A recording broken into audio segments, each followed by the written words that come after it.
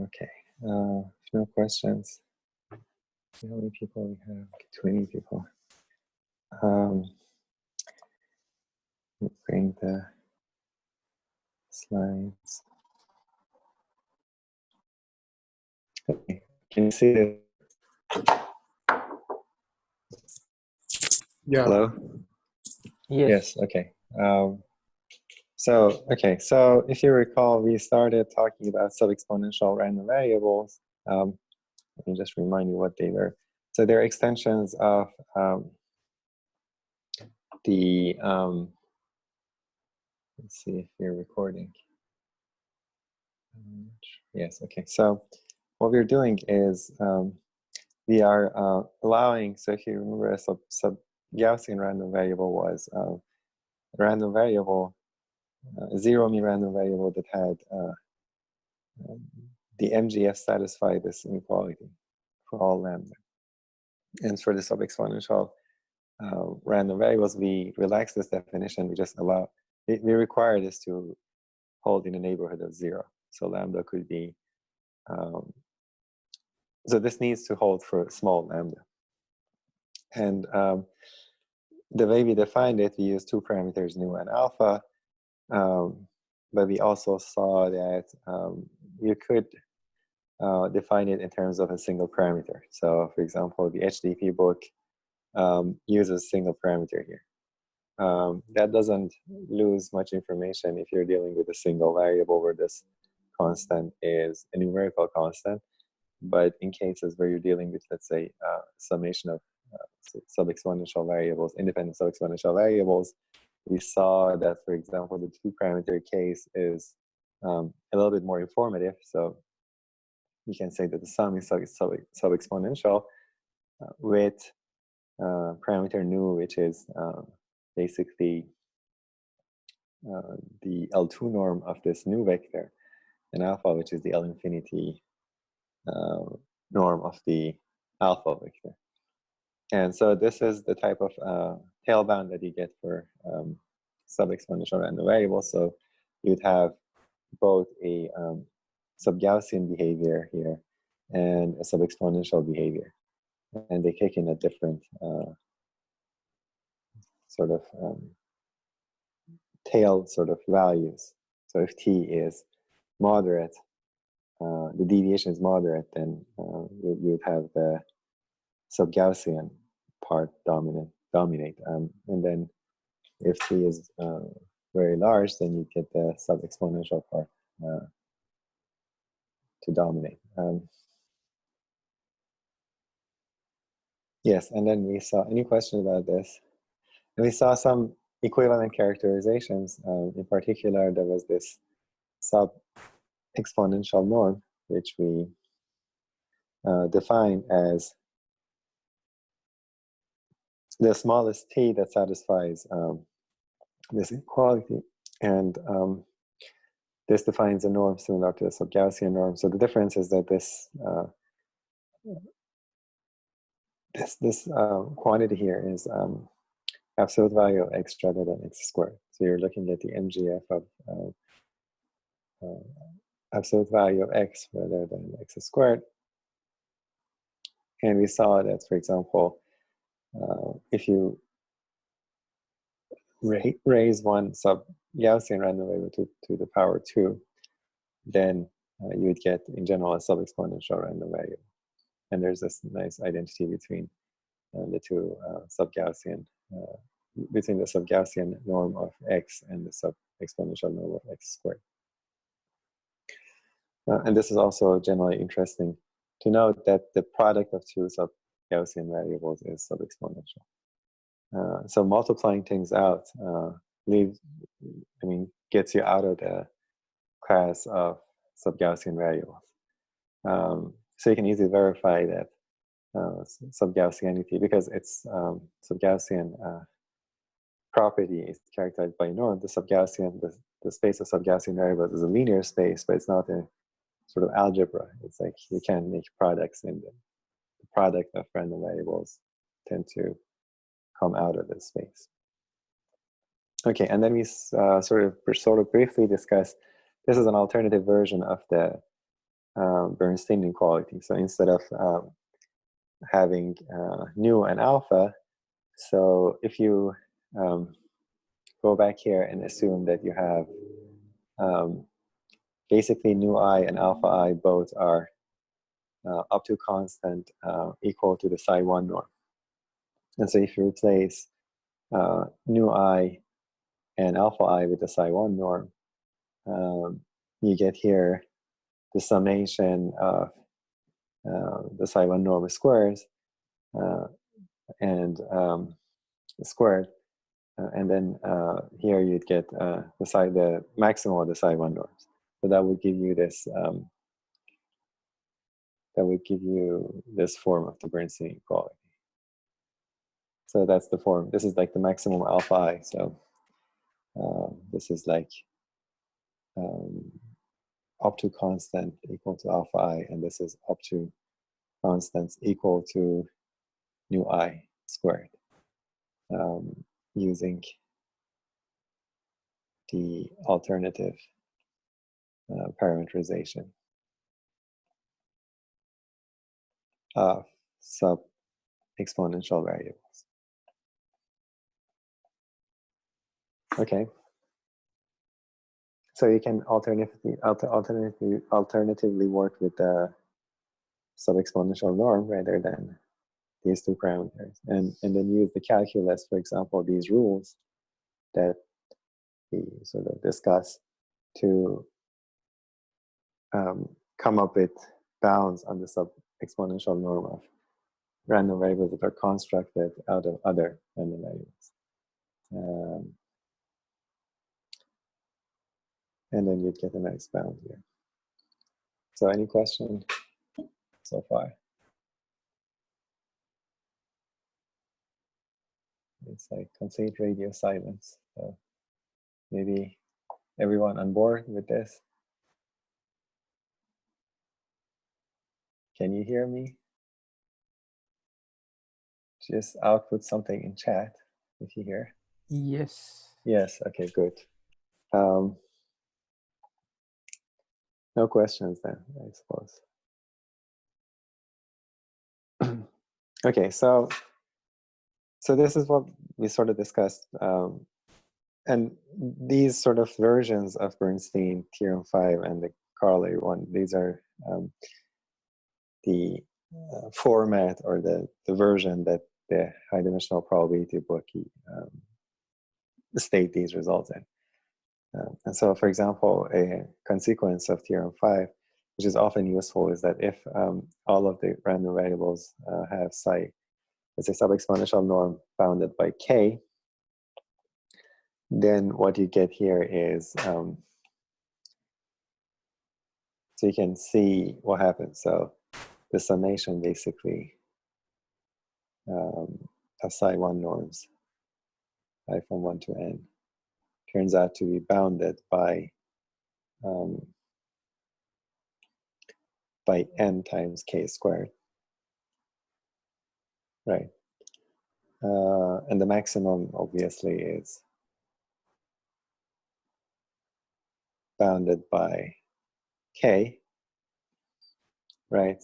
So I can go here and substitute these values. So substitute the bound I get on this, which is this guy there. So, and then also substitute the bound I got for this other guy there. Okay, so so if I substitute these bounds, n k squared and then k in the bound we have in Theorem 5, what do you think we get? Do we get an upper bound, lower bound? Can I just replace, for example, this orange expression with its bound? So can I replace, let's say, can I replace this guy with this guy? Yes. Can I do that? Why? Yes, why? Because this is an upper bound and you have the negative sign, and that is in the denominator. So right. it will So you still be an upper bound. Right, and then the minimum you can verify is just the monotone. So in this argument that I have there, both here and also here, the bound is like monotonically increasing.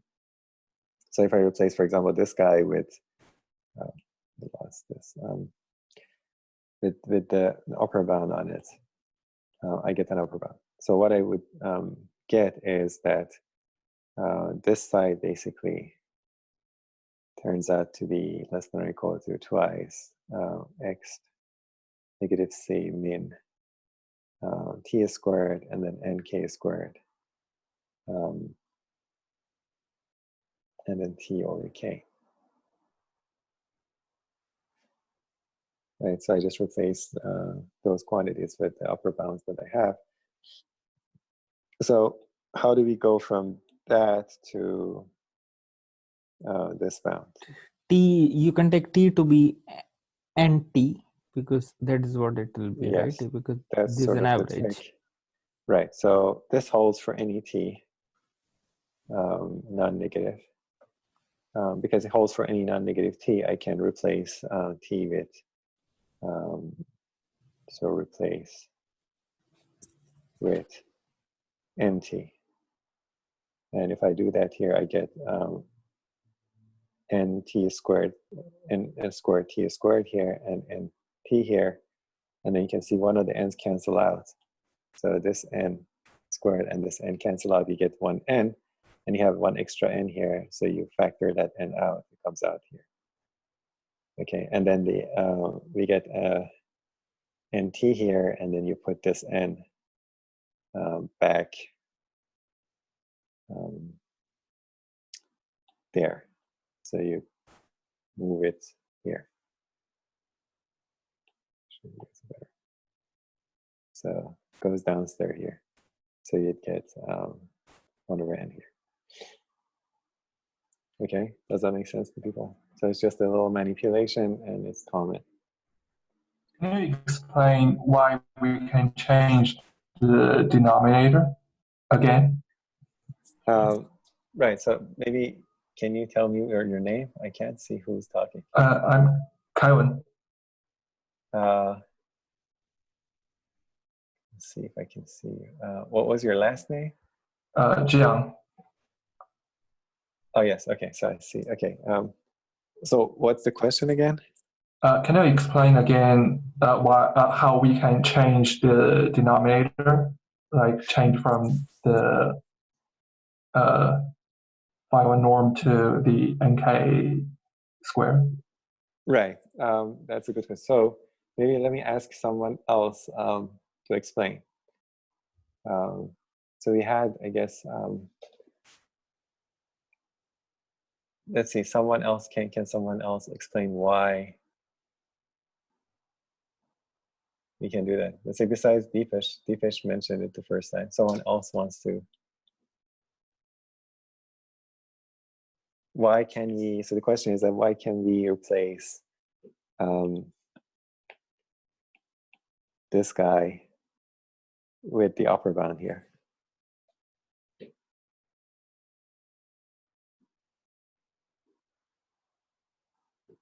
Anyone?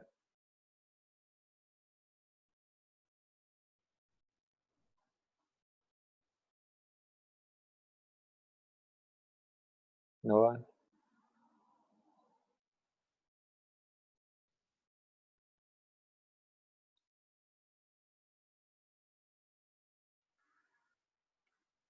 Should I call someone to cold call? I might try cold calling people. Maybe, who should I call? No one wants to volunteer, like arguing this?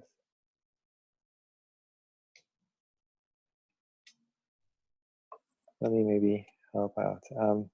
So suppose I have a function f of x, I'll define it as e to the negative c minimum of x and to c1 and c2. So what do we know about this function?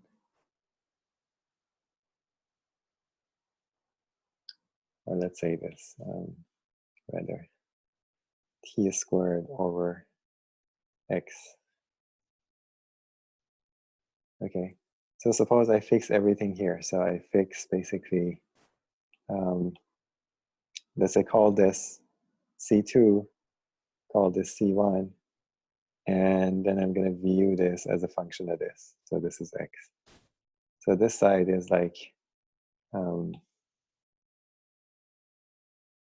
consider,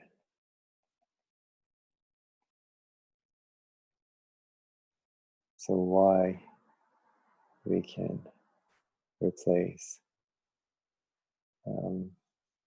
summation xi squared with the upper bound. So I define this. Now maybe someone can help me argue.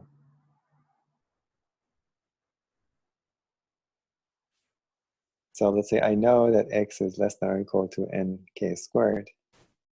Can I conclude that f of x is less than or equal to f of nk squared? Yes. Fx is non-decreasing in x. So Daniel's saying that. So that's correct. So you have to just argue that this function is non-increasing. In fact, it's actually non-decreasing. In fact, it's increasing. So f is increasing.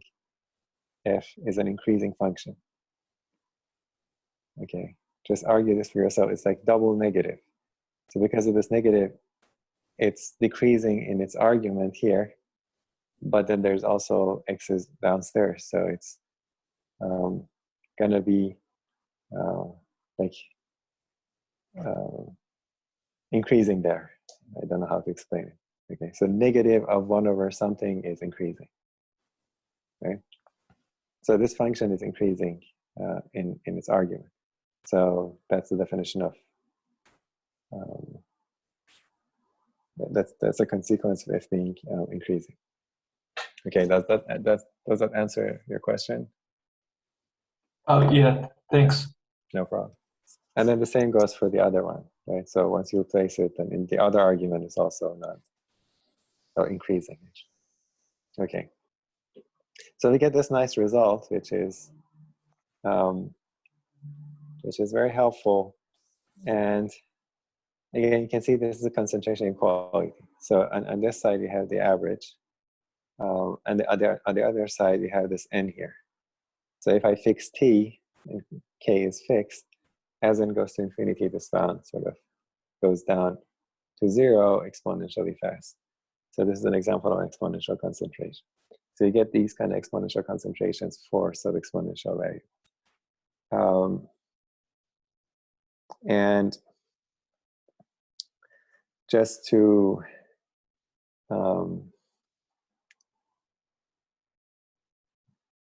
remind you, these are very a big class of functions, basically. Sorry, big class of random variables. So anything whose absolute value has finite MGF, which covers most of the random variables you encounter. It has finite MGF at a single point or in a neighborhood of 0. That's sub-exponential. So finite MGF for the absolute value in the neighborhood of 0. And so you have these exponential concentration bounds for a very large class of, or I would say fairly large class of random variables. So do you have like examples of things that are not sub-exponential?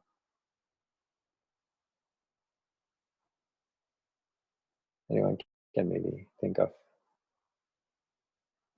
It's a little bit difficult to come up with things that are non-sub-exponential.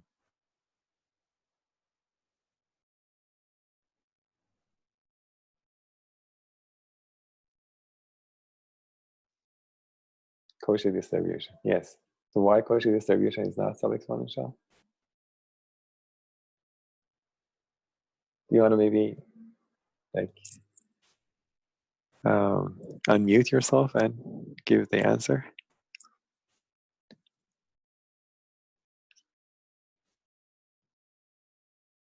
Hello?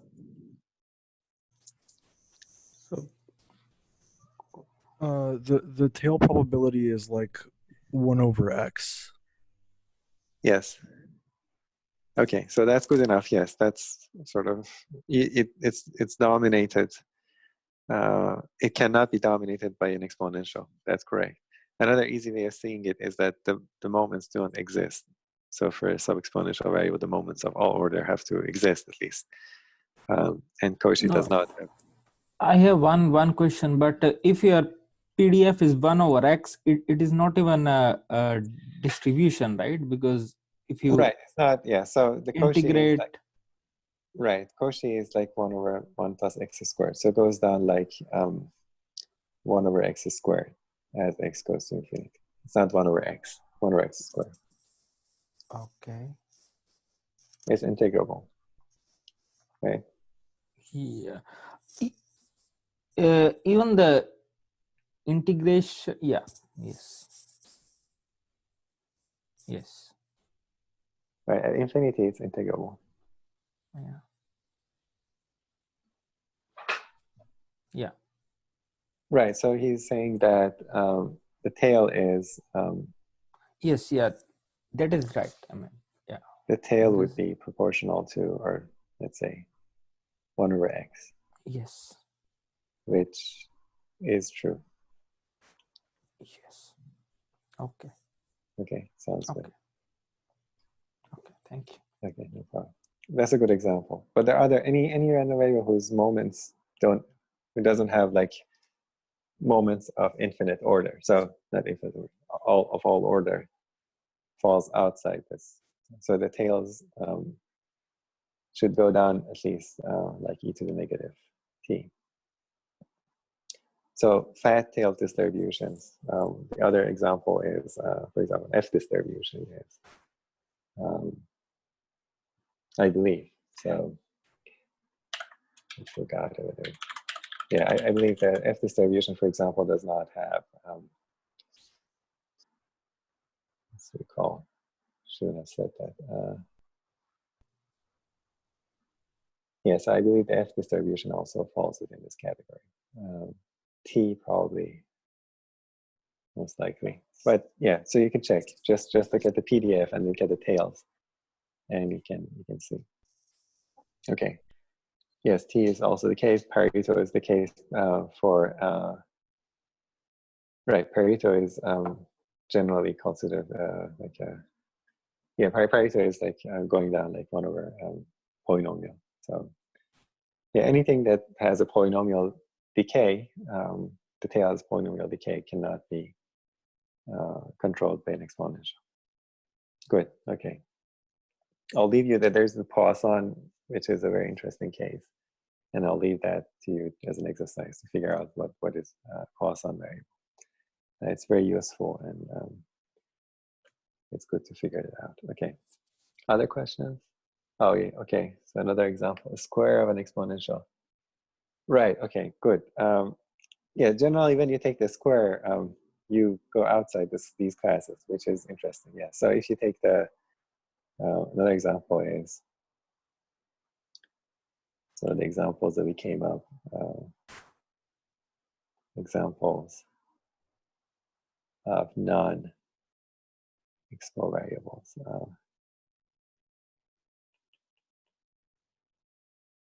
So Cauchy,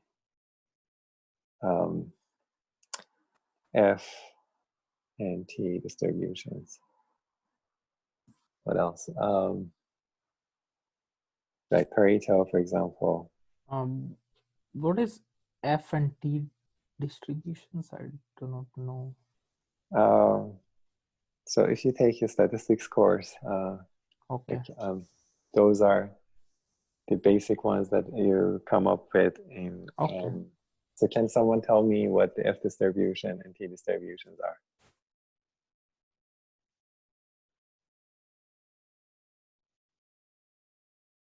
Or what the context is for. Right, so F is the ratio of two chi-squared distribution. So you normalize two chi-squared by their degrees of freedom. They're independent. If they're independent, so the ratio of two chi-squared properly normalized. So what is a T?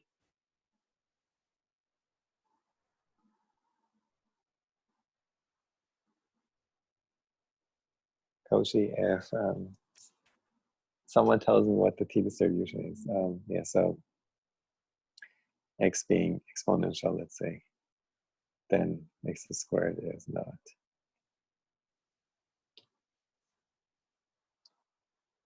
Right, so t would be a normal distribution divided by the square root of an independent chi-squared. Generally, you divide the chi-squared by the degrees of freedom. But check Wikipedia, and anyone knows what the context is, why these are interesting. So f is equal to t squared. That's not always the case. So I don't know who.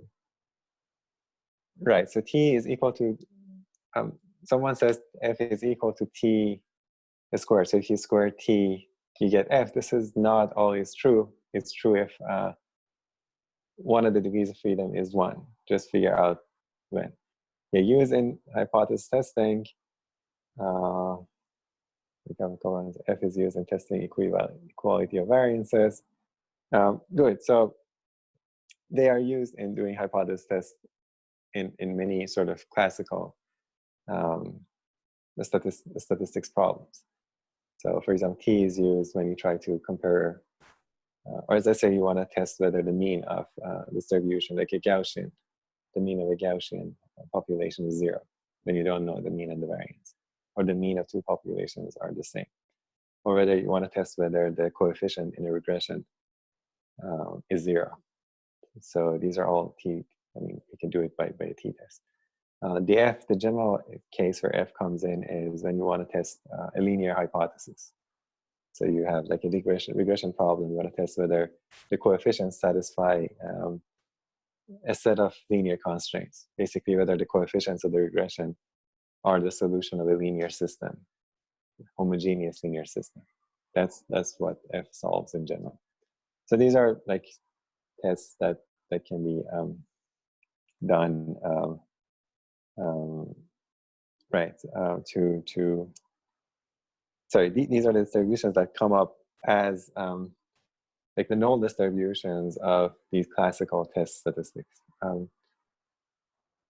Yeah, so it requires a whole course to go through that, but you get the idea. Did I answer that question sufficiently? Yes.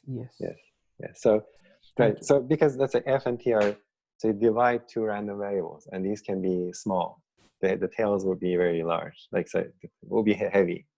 So let's say divide a normal by the Cauchy, and the Cauchy could go, it's independent, could be close to 0, and so there could be like very big values for the t and f with like considerable probability. So when you have ratios of independent variables and they can approach 0, then things become heavy tail, and these are generally not. And I believe Cauchy, you can probably write this in this way. I forgot. You can try to figure out whether you can write the Cauchy as, I believe Cauchy can be written as the ratio of two independent some distribution. I'll let you figure that out. Generally, things that are ratios of these variables are heavy tail. Okay, good. Let's go back to any question. That was a detour, basically. So there are things that are not sub-exponential, which we also encounter some in our problem. Any questions so far? Right, so let's go back to exponential, sub-exponential random variables. So an example is the chi-squared that we discussed. So suppose you have a chi-squared with n degrees of freedom. So y is something like that. I can write y as a sum of zi squared and independent basically standard Gaussian. So zi's are IID standard Gaussians. And so a general chi-squared can be written as, let's say at least the distribution is the same as the sum of independent variables that you obtain by squaring standard normals. So that's the standard definition of a chi-squared with 10 degrees of freedom. So we know that zi squared are sub-exponential, and we figured that they're sub-exponential with these two parameters early on. That's a two-parameter formulation. And so if we use this kind of result that we had here, remember, so if I do it, I keep the sides here. So if I apply it, sorry, I'm making the side note of this. So I from 1 to n, zi squared, the probability that this is bigger. So I have to subtract the mean, right? These are not zero means. So I'm going to apply this to, so I subtract the mean, I can subtract n, so the mean is going to be n. Bigger than or equal to t is less than or equal to x negative 1/2 min. This is going to be t squared over nu is 2, so I get 4. So nu would be 2, alpha would be 4, I believe. So this would be 4n, and you get t over 2. So these are nu I and alpha I. So nu would be, nu squared would be 4n. Alpha would be, again, 4, the maximum. And then you replace t with, replace t with nt as usual. So what you get is, let me take that back to the other. So is this clear? Wouldn't you get t by 4 in the exponent of the, like the min has two terms? First one is t squared by 4, and second one should be t by 4, right? Because alpha is 4. Oh, yeah, yes. Yeah, you're right. I want to get the thing back. Sorry. I can't read it. Okay. So, see if I can You can take this. erase Right, this. Yeah, you can erase this. I'm going to fix this. Let's try. I just want to move this to, so you see this. Let's go to the slide here, which is the right place to talk about this. Yeah, so paste it here. Like this. Okay, so that would be 4, as you pointed out. This is 4. And what I would get here is replace t with nt. And as usual, we get, so I get probability of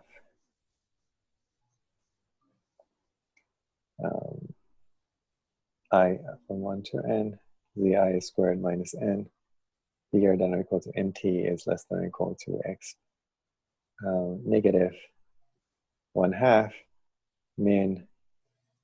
I get n squared t squared over 4n and nt over 4.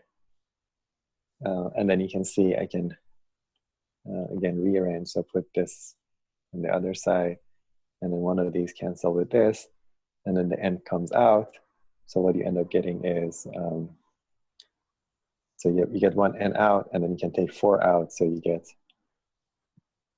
n over 8, and this n goes here, and you get, when you divide by n, so you get the average minus 1. So 1 is the expectation of the average. So you get this nice tail down. Okay, does that make sense? Yes. So it's just a little calculation that you do here. And what we have is this nice bound, which I'm going to use quite often. So this formula, this, let's say, 2-parameter formulation gives you interest. Like, it's good because it gives you at least explicit constants. Okay, so if you care, there might be tighter constants, but this is good enough for us. And if you need sort of, this is an example of a chi-squared concentration bound. And if you ever need a chi-squared concentration bound, this, if you verify my calculations, or you can look at your book, high-dimensional statistics book, this is one that you can remember, for example, for chi-squared, which is very useful in general. There might be better constants elsewhere, but that's the summary. So for a chi-squared variable, we have this nice, oh, sorry, this is Yeah, so if I restrict myself to t being between 0 and 1, so let's say if t is less than or equal to 1, which one of the two terms are dominant?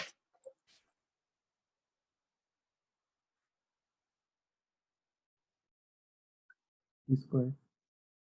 T squared, yeah. So t squared would be the smaller of the two. So if then t squared would be dominant. Dominant, I mean, it's going to be the one that's deciding the minimum. Dominant. So I get this bound. I get this nice bound, which looks like a sub-exponential bound, but for a small t. And this is also very useful. We'll see. So for a small enough t, you have this seemingly sub-exponential tail bound. Okay? Questions? Okay, so let's do the second approach using the psi1 norm, which is also interesting. So this is the approach where we don't care about constants. And it simplifies things a little bit at the expense of losing sharpness of constants. So the first thing that we observe is that there is this centering lemma, similar to the sub-Gaussian case. You can verify this is in the HTTP book. It can be proven in a similar fashion that the psi1 norm of a random variable minus its expectation. So here I have a random variable zi squared minus its expectation. The psi1 norm is up to constant bounded by the psi1 norm of the original variable, which is zi squared. And the zi squared is a chi-squared 1, so the psi1 norm is equal to the psi2 norm, the sub-Gaussian norm of zi squared. Okay, that's the result that we had shown.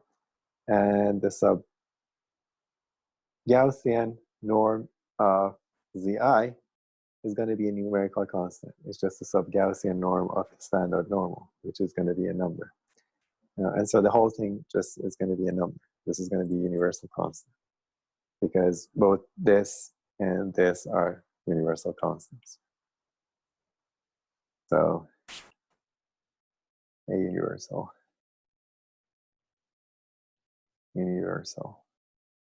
i.e. numerical constant. Again, to remind you, this means that this is a constant that doesn't depend on anything. It's just a number. Let's say 4, like 1/2 or something like that. Okay, so from this corollary, now we can use this corollary. This corollary that we had, corollary 1. So I have a bound, this is k. My k is a constant. So it's some c. And xi's are, I'm going to apply this basically with xi being zi squared minus 1. Okay, so apply this result with zi squared minus 1. And replace this with c. What we get is, you can see we get something like this. Okay, so k is replaced with c. There's another c here. And this side just turns to this. So I have 1 over n summation. Inside the summation, I have zi squared minus 1. But then you expand the summation, you get n, and then n divided by n. 1 over n is 1, so 1 comes out of it. So that's the application of that corollary. Now, I can go from this to the second line by pulling out the constants and just renaming the constant here to be something else. There's a little hint here what happens here. So maybe someone can explain to why this step is valid or what is going on. So what is going on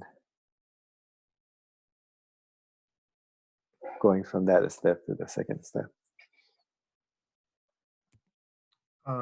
You're just pulling out the constants C2 and C, but you're taking like the minimum of them, which will correspond to the like one that will make the bound like tight or makes more the most sense. Yeah. you're just able to pull it out as long as you specify it's the minimum between 1 over c squared and 1 over c. Right. So that's the, yeah. So you take, there's this constant here, 1 over c2 and then 1 over c1. I can sort of further bound by the minimum of the two. I can replace both with the minimum of the two. I get an upper bound. And then that minimum of the two I take out. And then c times that, this guy is a new constant. Okay. And because both little c and big C are numerical constant, this is another numerical constant. So as long as I'm working with numerical constants, I don't necessarily need to keep track of the exact value. So this is just an equally good numerical constant. So I just replace one numerical constant with another numerical constant, but I simplified my expression.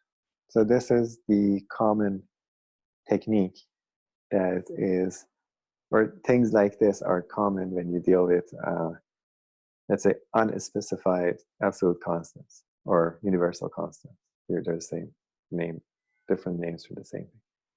So this is why people sometimes prefer these unspecified constants, because you can simplify the expression. So it's much easier to just shove every constant under the rug. So a result like this is all true. This is, you're not doing any sort of approximation. So this result holds for any t, but C2 is not specified. And you can see, for example, a more refined argument gives you this. C2 can be, for example, 1 over 8, at least. Okay, it could be bigger. But you can see you could get the same type of bound up to an unspecified constant with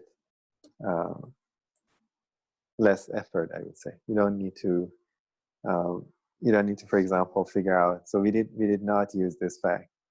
So to obtain this fact, we had to do some calculation on. So this requires calculating the MGF and bounding it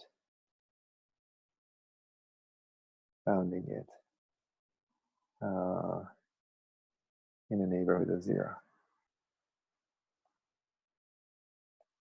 Whereas in this case, we use some general technique. So we use, this is the alternative. So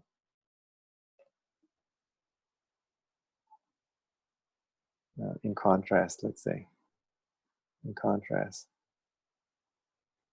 in this approach, we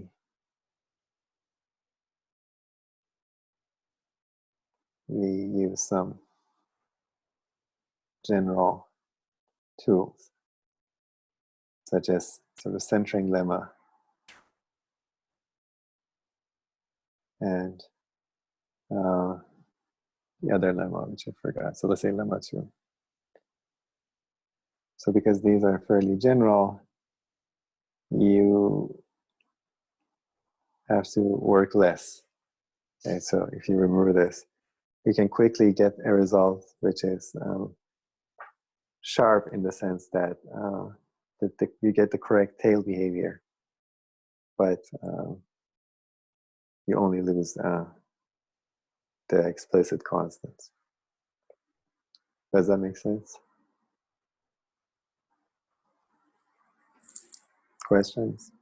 So compare these two approaches for yourself, and that should give you some idea of the pros and cons of different approaches, these two different approaches. So I'll pause a little bit for you to think whether you have questions or not.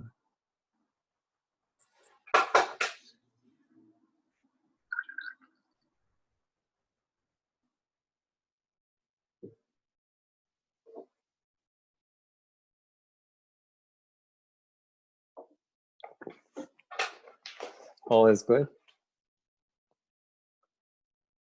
No questions?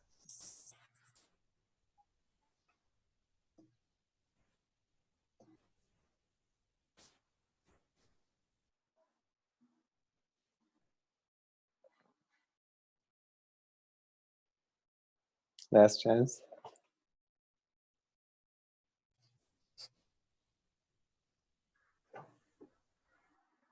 Okay, so now let's do then another example, which is actually more interesting.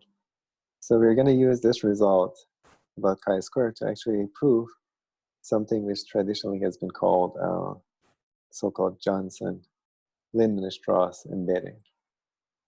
Okay, let me ask you, let me put a poll. So you can still think about this problem so that I can put a poll here. See if we can do this. Just going to make a poll.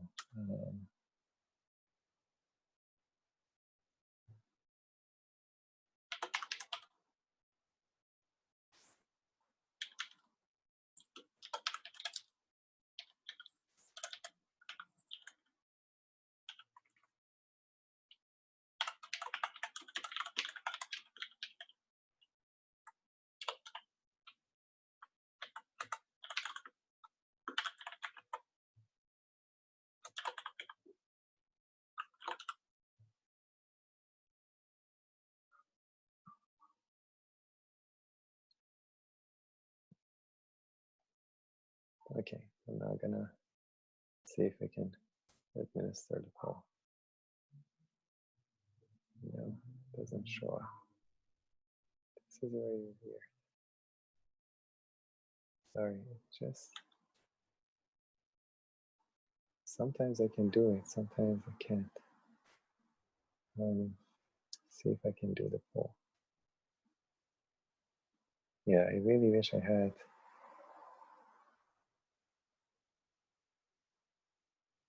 Okay, I can't do the poll. So maybe you can tell me in the chat, have you heard about this lemma, Johnson-Lindenstrass?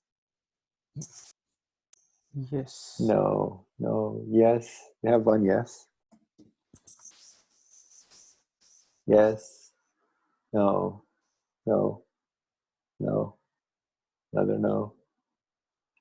Seems like the majority is no. Okay, good. So you're gonna learn something interesting today then, except for deepish, I guess. So random projection for dimensional reduction, aka Johnson-Lynch's embedding. So let's do the first application of these type of results. You can see how powerful the idea is. So this is a problem that has been classically studied by now. And the idea is that we have a set of endpoints and let's say deterministic points in RD. So U1 up to UN are points in the d-dimensional Euclidean space. And so the idea is that this is probably a big space, D is very large, and we want to find a lower dimensional representation of these points. So basically we want to project these points down to a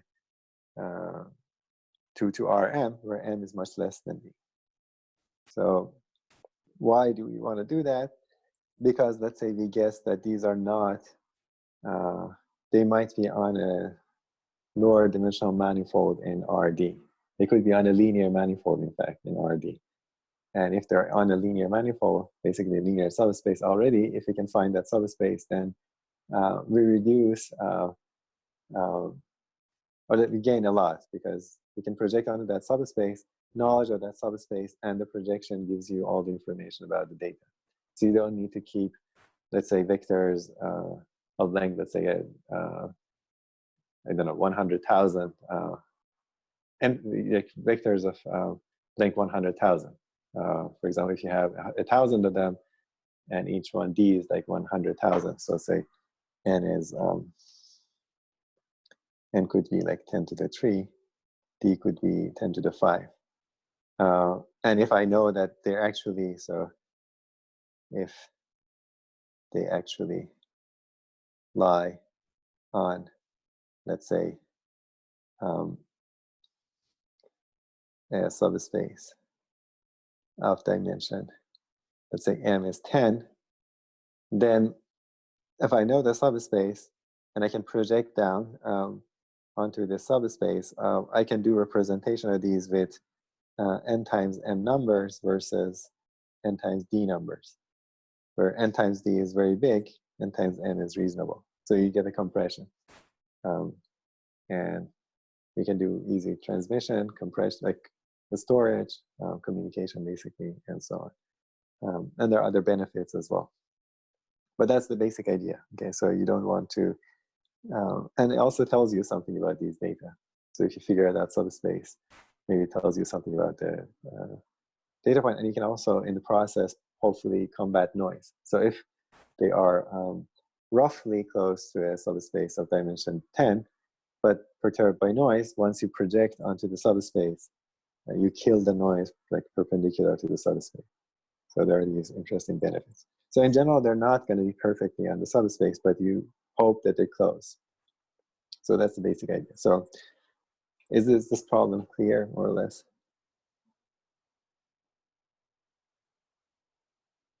Is it not clear? I would like to find a lower dimensional subspace of Rd, or rather, let's say a new space, a new lower dimensional space Rm. I want to like map these points to Rm. Let's say not project. I would say a better word would be map. Map them, because Rm would not be like viewed as a subspace. So you want to map these points to Rm. Right, okay, so it's clear. At least, okay. It's clear to one person, which is good. So, yeah. Why does this like, where does the randomness come from? Why are we I'm going to tell you. So the problem doesn't involve, so the problem is what I mentioned. So far, there's no randomness.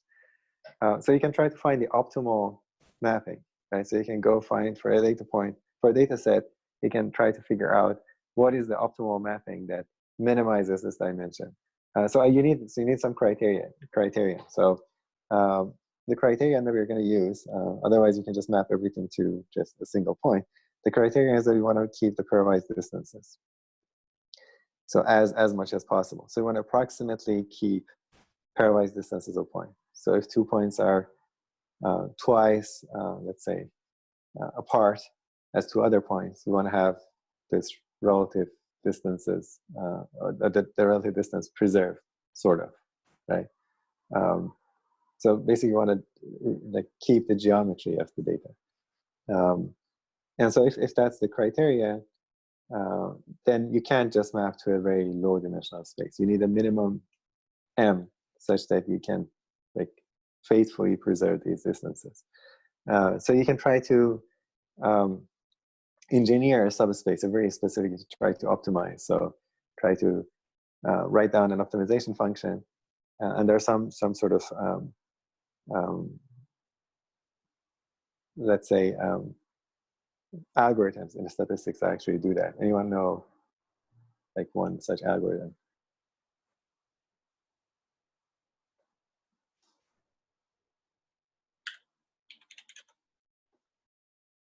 Algorithm to do what?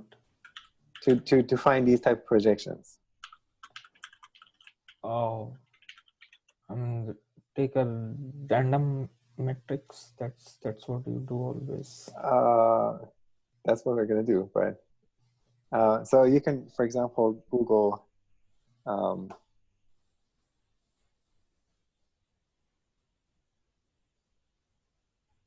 compressed sensing also does like so let's do right. So it's a classical problem. Yeah, this is more the point. So you can Google.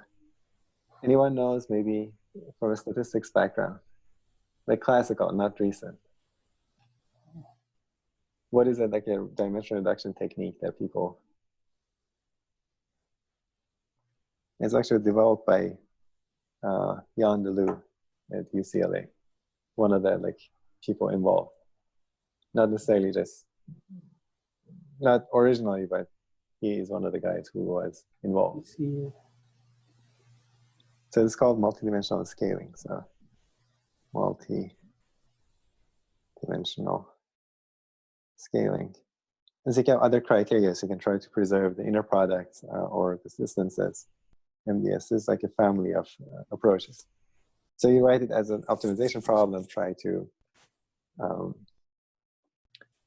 sort of come up with points in lower dimensional space whose pairwise distances are close to the pairwise distances of the original data. But that's sort of a very PCA, SVD, these things are also interesting. Yeah, so but PCA is also another dimension reduction idea, which is related to the SVD. Yeah, so that's also, I would say, MDS is closer to, MDS is just tries to preserve exactly these pairwise distances, or I would add PCA, slight, like PCA, different flavor. Let me put this here.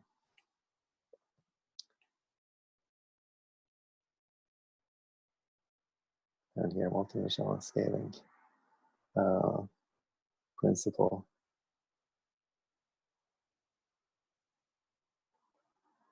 And I forgot how to write principle. So PCA, Google how to PCA. So these are dimension reduction techniques that are sort of data dependent. Do it in a data dependent fashion. Do the dimension reduction. Dimension reduction in a data dependent fashion. So, but the idea of Johnson, Lin, and Strauss is that you don't need to do it in a data dependent fashion. You can just pick any random subspace and project the data onto the random subspace. And with high probability, you have this, you preserve these pairwise distances. That's the idea. And the dimension of the random subspace need not be too large. So basic idea is that we can do it with a linear projection. So pick a linear projection operator, mapping RD to RM, but this linear projection is random. So pick a random linear projection operator and then apply it to the data points. And the resulting data points would be, would have this property of pairwise distances preserved with high probability, approximately. And the version that I'm going to talk about is not going to take X to be a projection matrix, but it's going to take it to be a random matrix derived from a Gaussian distribution, which is even simpler. But these matrices behave like projection matrices, which at some point in the course you might realize. But so I'm going to take X to be 1 over root m times Z, where Z is m by D. And each entry is a Gaussian, standard Gaussian, and these entries are IID. So I have a matrix, so Z is like this fat matrix, M by D, and then each entry is, so these are Gaussians. Okay, and then I multiply this by 1 over root m, so I rescale everything. So these, basically each column here is going to be, so each of these columns, let's do this here. So a single column here would be,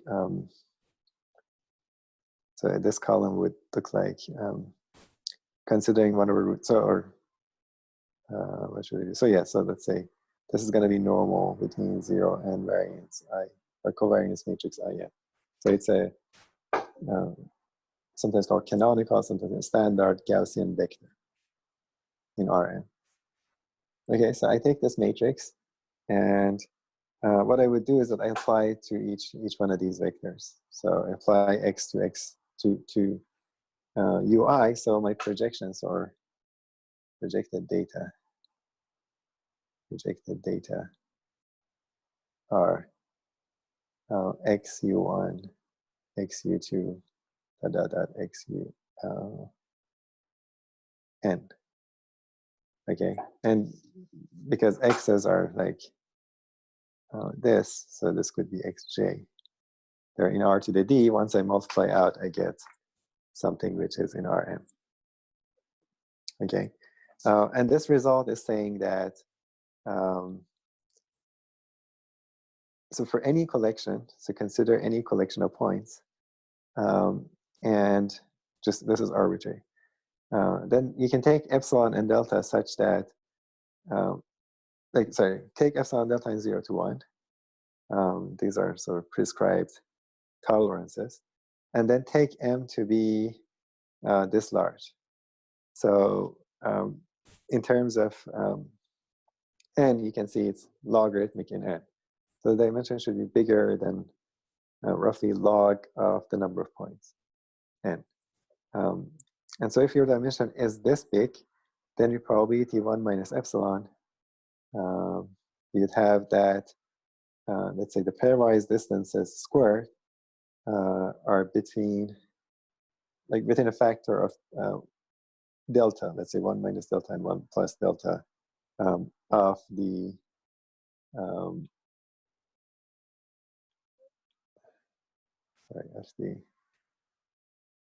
so these are the new pairwise distances squared, and these are the original ones. So we are within a factor of 1 plus delta, 1 minus delta of that.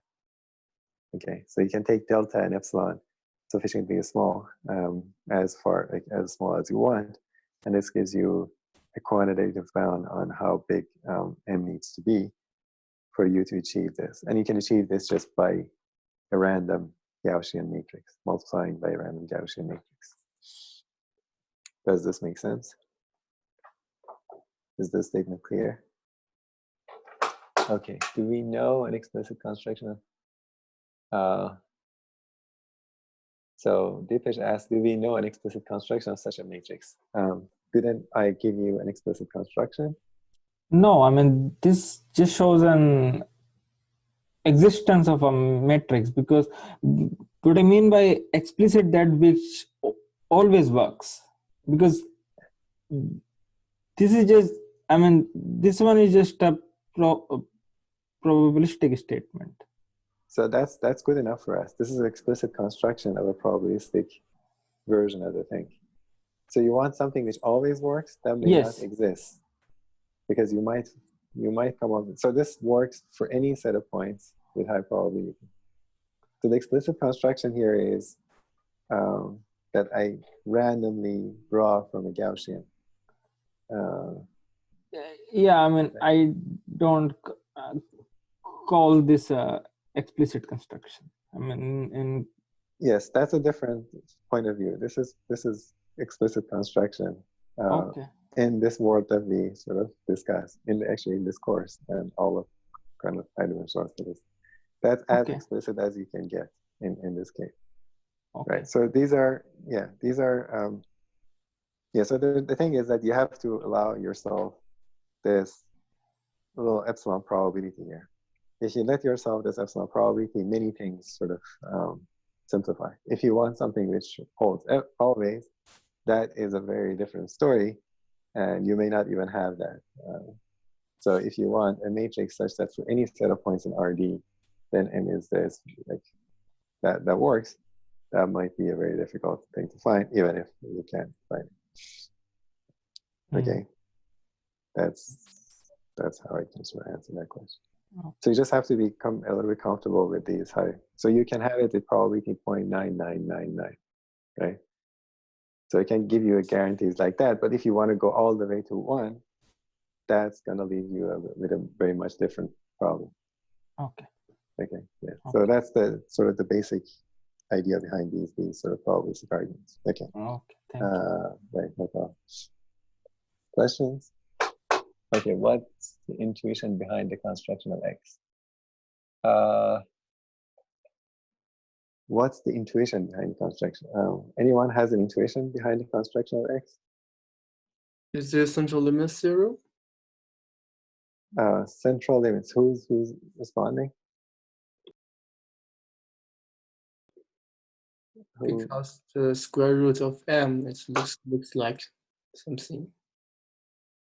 Right. So the square root of M. So I want you to think of in terms of the things that we actually discussed. So central limit theorem is good, but in this course we also talk about concentration inequalities. And in fact, you're going to see how in the proof you're going to see the intuition basically. The basic idea is that I can give you an intuition why you divide by 1 over root M. Anyone knows what is the significance of that? To make the variance of this thing 1. Yeah, so what happens is that if you look at each, see if I have so I don't have a good notation here, but let me see if I can. So if I write Z as, let's say, I'm going to change the notation later. So these are the columns, Z1 up to ZD. Okay. Then 1 over root M, again, 1 over root M here, 1 over root M here.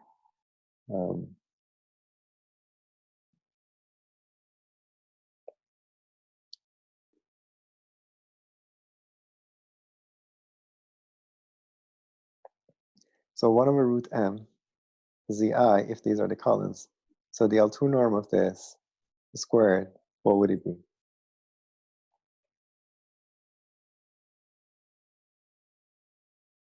Would it be 1? That's a little bit too much to ask because these are random. So this would be like this, right? I can say, what is the expectation of this? And then your answer would be correct. So the expectation of this would be 1 over M times, so this is going to be a chi-squared, and then it's going to be M, so it's going to be 1. So in the expectation, this is going to be unit norm. So the expectation of the L2 norm of the columns, the squared, are unit norm. So the idea is that these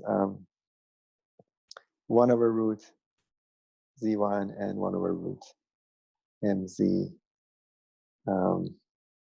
D, these form, so these are roughly unit norm with high probability, and the inner product is actually very close to 0, the smallest that it can be, basically, probabilistic. The inner product would be about 1 over root M. So it's like an approximately orthonormal basis in our D. So,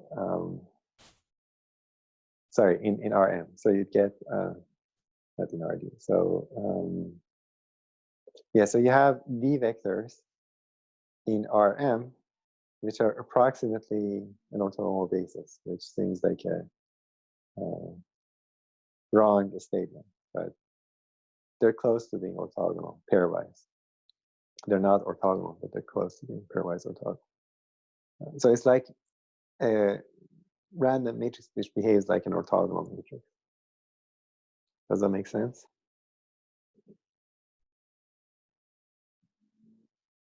Yes. Okay. Yeah. So think about this.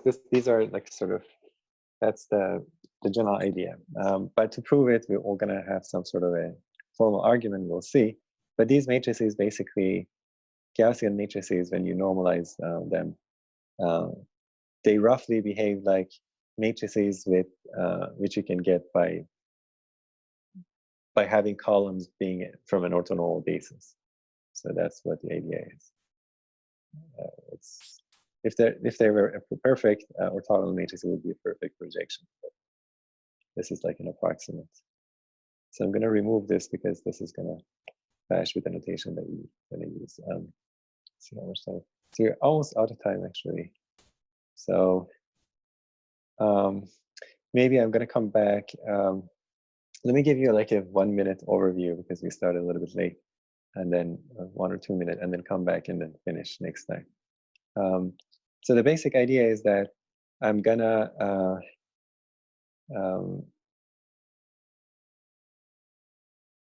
look at the general, what happens to a general point. So you can think of these as, so I want to control these norms, and I can think of this as basically x times ui minus uj, fix ui and uj, and call this some u, right? And so this is 1 over root m z. So end up having 1 over m norm of z times u squared. Okay, so I need to understand things that look like this. And the idea is that this thing is going to be sub-exponential. For any fixed u, this is going to be sub-exponential. And sort of that's the bound that we have here. So this is sort of like a sub-exponential bound. And once I have it for any pair of ui and uj, I have a tail bound. Then I can use a union bound.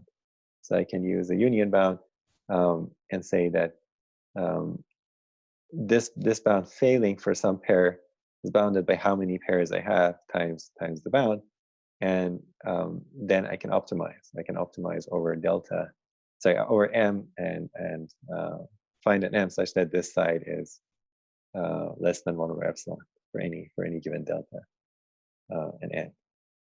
Yeah. So the basic idea is find which holds generally many of these problems, is to find a concentration for this random variable for any fixed u, and then extend it to many u's, many finite u's, by using union bound. And so the basic idea is this is sub-exponential and has a very good concentration inequality going for it.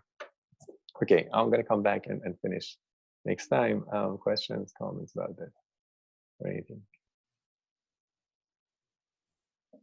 Okay, if not, it's a good time to stop, wrap this up. So no more questions? Okay, so thank you. I'll have office hours tomorrow, and hopefully I send a link on CampusWire. So if you can, please come in during 6 to 7. If it goes over, it's fine. If you can, let me know, and I'll try to do it 9 to 10. Basically, it's for people who might be on a different time zone and will have difficulty. But check in within 6 to 7. If it goes over 7, it's fine. And let me know if you can make that. Okay, questions? Thank you then. See you either on Thursday or next week. Thank Okay. you. Thank you. Bye-bye. Bye. Thank you. Bye. Thank you. Bye-bye. No problem. Bye-bye.